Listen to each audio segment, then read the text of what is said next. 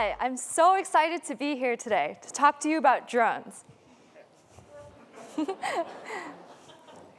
So let me start with a quick example of how drones can be so effective. So imagine you need to inspect a landslide.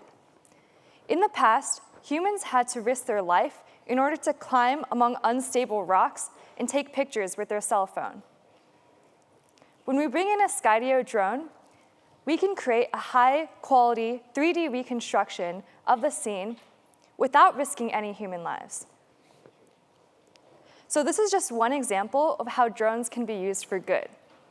If a drone can fly without ever crashing and with full understanding of its surroundings, imagine the possibilities they hold across all industries and use cases.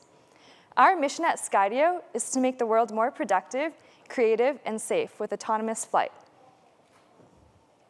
So instead of risking a life during an active shooting or a fire, we can bring a drone in instead to help first responders understand what's going on. We can also use drones to digitalize the physical world with millimeter precision, instead of using helicopters or heavy machinery. We can also capture amazing shots using advanced tracking and cinematography for drones. So now I'm going to talk about how Skydio began, what we're doing now, and where we're headed. So the founders of Skydio were at MIT, and in 2009, they created a fixed-wing plane that could traverse in this parking lot. And it did this all autonomously using a laser rangefinder. And their vision was that drones should be able to completely navigate in autonomous surroundings, all using low-cost sensors, like the cameras in your phone. So since its founding in 2014, the company has grown to over 300 people with experts in AI, robotics, hardware, and sales. The company is the first US drone company to reach unicorn status, and it designs and manufactures the drones in the United States. The drones are trusted by the US Department of Defense, enterprises, and everyday consumers. So in the past, computers and sensors used to be large and clunky, and that's why we could only put rudimentary sensors on drones, and we can only fly them manually. So with the invention of better sensors and computers in this past decade, we're able to enter this age of AI-driven autonomy. And so Skydio drones are able to fully navigate autonomously, avoid obstacles, and understand its environment intelligently. So what enables this intelligence? Well, the answer is the Skydio Autonomy engine. And autonomy means to understand, act, and see. It's the brains of the robot. So you can see here, this is the autonomy engine in action. So the drone has to go from sensor inputs, like cameras and accelerometers, and actually make the robot move in the real world. So this is at the core of all of our products, and it is through a decade of research and development in AI, computer vision, and robotics. So going back to the landslide, how is the robot able to avoid obstacles in this difficult situation? So the first thing that has to happen is the robot needs to know where it is in the world. So this is the problem of state estimation. So it has to go from images from the camera to actually estimating where it is in 3D space. Then we have to use vision in order to track objects and be able to understand the environment. Finally, it's the problem of planning and controls, which is actually making the robot plan and move in the environment. So this is done on board with an NVIDIA TX2 processor. So this is basically a computer that runs on the drone. So now I'm going to talk to you about vision. So you can see here that this drone is tracking this mountain biker. And this is very complicated, and it's being able to track this through neural networks. So we actually run 9 neural networks on the drone at a time. And the drones have 360-degree obstacle avoidance with 3 cameras on the top and 3 cameras on the bottom. And each camera has 200-degree field of view. So it's able to see all the obstacles around it. And this vision is done using both machine learning and 3D classical geometric approaches. So most drones are not autonomous. They don't have autonomy capabilities. And even drones that claim to be autonomous can still crash because they don't have full 360-degree coverage, and they can't necessarily handle extreme visual conditions. So we've made a huge effort at Skydio to tackle these conditions, such as thin branches, wires, and textureless surfaces.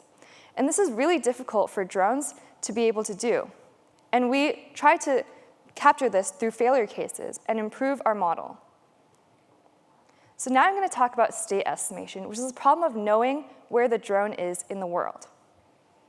So you can see here, this is one of the cameras on our drone, and this is all a 2D image. So all of these are 2D images that the drone is able to see. And so the things you see in green are called feature tracks. And so essentially they're points that are being changed over frames, and we're tracking this across frames. And we have to turn these 2D pixels into 3D understanding of where these cameras are. And so this is done through 3D geometric processing, through a process called visual inertial odometry. So we also use an extended Kalman filter in order to fuse GPS and barometer into a single estimate of the robot's state. So we also do a lot of sensor calibration because every sensor has its own bias, and also it may change depending on the environment. So what's actually really interesting is that depending on the temperature, the lens of the drone will actually distort and change shape. So we even have to account for small things like that. So even if you're flying indoors and it's hot and all of a sudden you go outside and it's cold, the drone has to estimate online what this temperature is and make sure that we account for this distortion. So all of this combined allows us to visually navigate in really tough environments like this one. So you can see, even without GPS and radio frequency, it can navigate in really difficult environments. So now I'm going to talk about planning and controls. And so you can see here that this drone is following this mountain biker, and it's planning over 2 seconds in advance. And it actually has a trade-off between a bunch of different objectives, over 50 different objectives. So these objectives can include making sure that this mountain biker is in frame, or that we get smooth flight, or making sure we don't crash. And this is run really quickly on the drone, and we fine-tune this plan at 500 iterations per second. So now that I've told you about how the drones do state estimation, vision, and planning and controls, I'm going to tell you about a specific use case of the drone, which is Skydio 3D scan.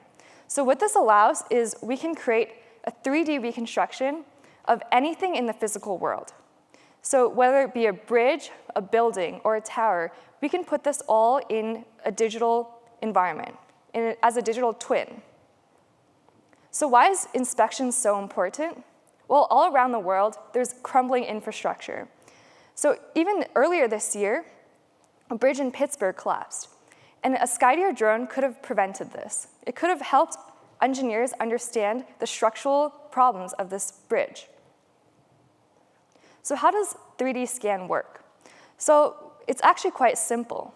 The first thing you do is just set a bounding box of where the drone needs to fly, and then you set a bunch of settings like the precision that you want the drones to fly in, or the amount of overlap you want your pictures to be in. And then you just press go, and the drone does everything for you.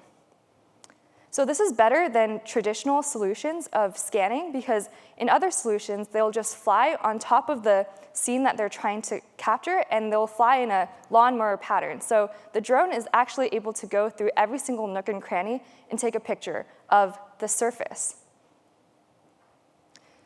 So one important example of how 3D scan can be useful is in car crashes. So in car crashes, what typically happens is that a policeman will show up and they'll take their phone and just snap some pictures. But you can obviously lose a lot of information.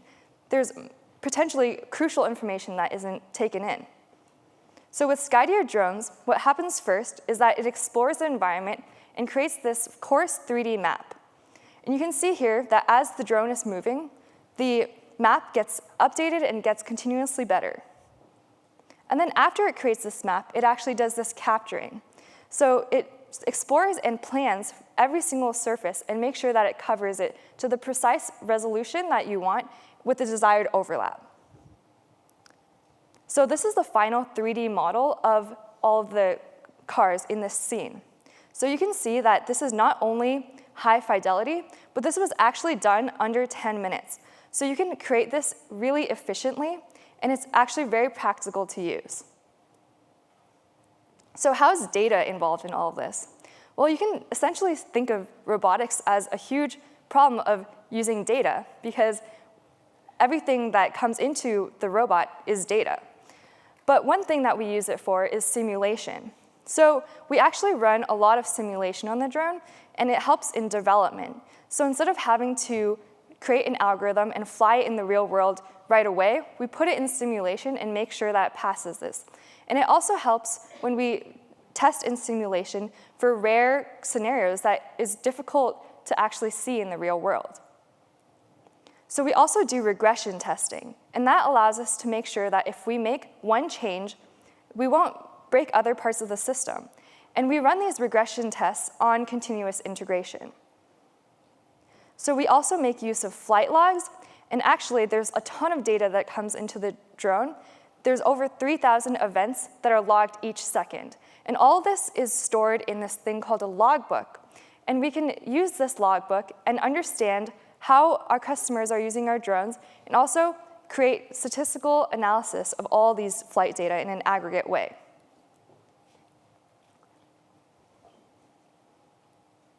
So looking into the future, we're currently in stage 1 and stage 2 of what we call the arc of autonomy.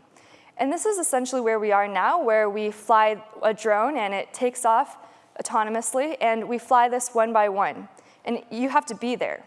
But what we're working towards is a dock. So essentially, in a dock situation, you can take off the drone and land the drone, even if you're halfway across the world.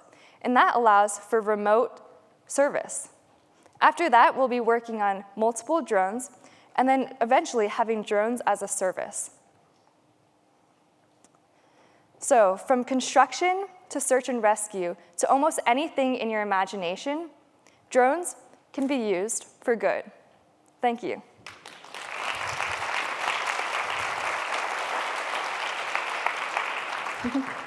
You nailed it, Maggie. That was terrific. Oh, Thanks. Put it on there. And I just wanted to give a shout out again. It's incredible how your talk has evolved. And I mentioned earlier that you're only working for the company for 7 months. What has been the most fun thing you've done in those 7 months yourself? Yeah, actually, I was an intern at the company prior to working full-time, which was also a really incredible experience. But yeah, I think just seeing our customers being excited about the products that we're creating, I think that's the best part of robotics, is being able to create something that customers love and actually find extremely useful. So. Right. Well, thanks again for coming to it and for telling us about your work in drones. Right. Wonderful.